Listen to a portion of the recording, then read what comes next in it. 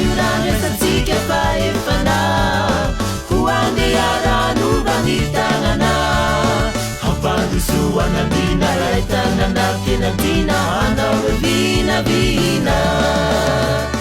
tonga yuranesatsika faefana hoandearanovanitangana hampandosoanandina raitanana kenantina hanao vinavina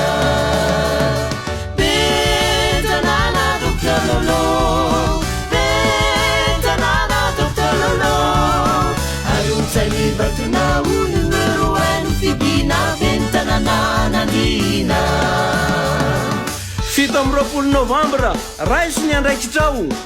vitao ny adidy dokotera lolo no safidy